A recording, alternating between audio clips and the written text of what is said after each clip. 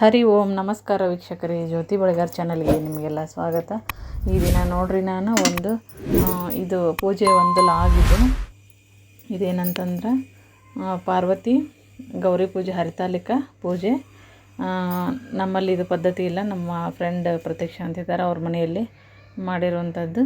ನಾನು ಅರ್ಶಿನ ಕುಂಕುಮ ಕರೆದಿದ್ದೆ, ಅಲ್ಲಿ ಹೋಗಿದ್ದೆ ನೋಡ್ರಿ. ಅಲ್ಲಿ ಒಂದು ಪೂಜೆಯ ಒಂದು ಲಾಗ್ ಇದೆ.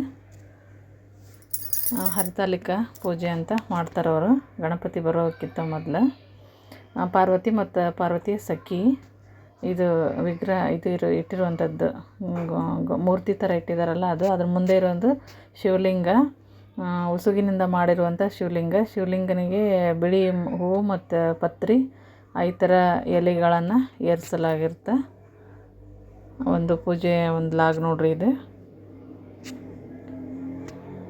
ಈ ಬುಕ್ ಒಳಗೆ ಏನಪ್ಪ ಅಂತಂದ್ರೆ ಇದು ಹರಿತಾಲಿಕ ಪೂಜೆ ಬುಕ್ ಇದು, ಮತ್ತು ಶಿವನಿಗೆ ನೈವೇದ್ಯ ಇದೆಲ್ಲ ಇಟ್ಟಿರುವಂಥದ್ದು ನೋಡ್ರಿ. ಆ ಬುಕ್ ಒಳಗಿನ ಕಥೆನ ಬೇರೆ ಐತಿ ಈ ಹರಿತಾಲಿಕ ಪೂಜೆದ್ದು. ಆ ಒಂದು ಕಥೆಯೊಳಗೆ ಏನೈತೆ ಅಂತಂದ್ರೆ, ದಕ್ಷರಾಜನ ಮಗಳು ಪಾರ್ವತಿ ಇರ್ತಾಳೆ. ಈಕಿ ದಕ್ಷರಾಜನಿಗೆ ಏನಂತಂದ್ರೆ, ಶಿವನಿಗೆ ತನ್ನ ಮಗಳನ್ನು ಕೊಡೋಕ್ಕೆ ಇಷ್ಟ ಇರೋಂಗಿಲ್ಲ. ಅವನು ವಿಷ್ಣುವಿಗೆ ಕೊಡಬೇಕಂತ ಇರ್ತಾನೆ ಪಾರ್ವತಿನ. ಆದರೆ ಪಾರ್ವತಿ ಶಿವನನ್ನು ಮೆಚ್ಚಿರ್ತಾಳೆ, ಹಾಗಾಗಿ ಶಿವನ ಮದುವೆ ಆಗ್ಬೇಕನ್ನೋದು ಆಕೆಗೆ ಇರ್ತೈತಿ. ಆದರೆ ಕೊನೆಗೆ ಏನಾಗುತ್ತೆ ಅಂತಂದ್ರೆ, ಪಾರ್ವತಿ ಶಿವನನ್ನು ಮದುವೆ ಆಗ್ತಾಳೆ. ಮದುವೆ ಆದಮೇಲೆ ಈಶ್ವರ ಏನು ಮಾಡಿರ್ತಾನೆ, ಒಂದು ಯಾಗವನ್ನು ಮಾಡಿರ್ತಾನೆ. ಅದಕ್ಕೆ ಎಲ್ಲರನ್ನೂ ಇನ್ವೈಟ್ ಮಾಡಿರ್ತಾನೆ. ಈ ಶಿವ ಮತ್ತು ಪಾರ್ವತಿನ ಇನ್ವೈಟ್ ಮಾಡಿರಲ್ಲ. ಅಂದ್ರೆ ಪಾರ್ವತಿ ಅವರ ಅಪ್ಪ ದಕ್ಷರಾಜ.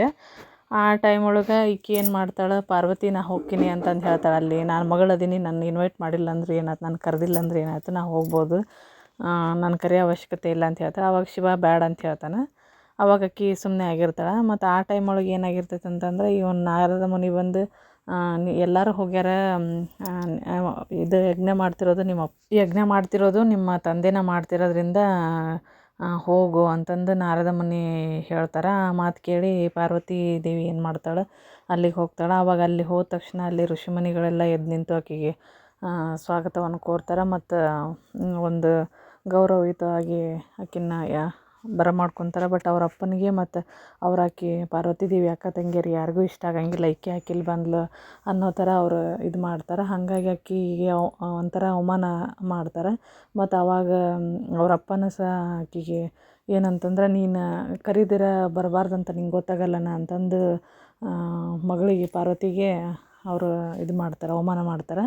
ಆಕೆಗೆ ಅದು ಭಾಳ ಅವಮಾನ ಅನ್ನಿಸಿ ಆಕೆ ಏನು ಮಾಡ್ತಾಳೆ, ಇಂಥ ಒಂದು ಮುಖ ಇಟ್ಕೊಂಡು ನಾವು ವಾಪಸ್ ಶಿವನ ಹತ್ರ ಹೋಗೋಕೆ ಒಲ್ಲೆ ಅಂತಂದು ಆಕೆ ಅದು ಏನು ಮಾಡ್ತಾಳೆ, ಅಗ್ನಿಕುಂಡ ಇರ್ತೈತಲ್ಲ, ಅಗ್ನಿಕುಂಡದೊಳಗನೆ ಆಕೆ ತನ್ನ ಒಂದು ಪ್ರಾಣವನ್ನು ತ್ಯಾಗ ಮಾಡಿಬಿಡ್ತಾಳೆ, ಹೋಗೋದಿಲ್ಲ ವಾಪಸ್ಸು.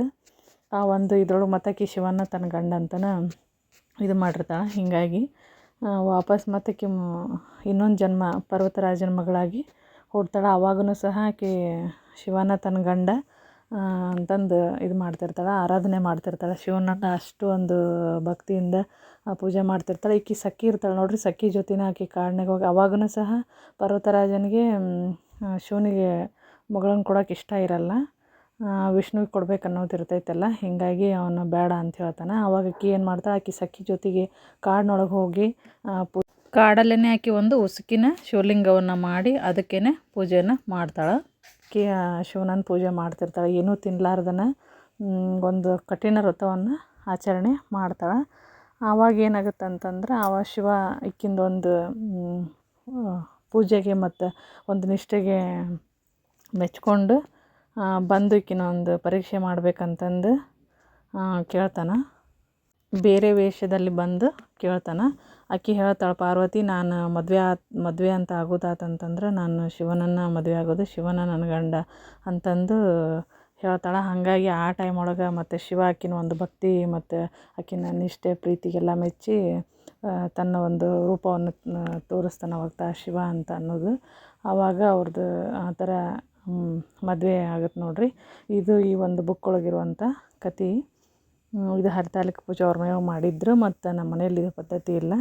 ಹಾಗಾಗಿ ನಾನು ಒಂದು ವಿಡಿಯೋ ಮಾಡ್ಕೊಂಬಂದಿದ್ದೆ.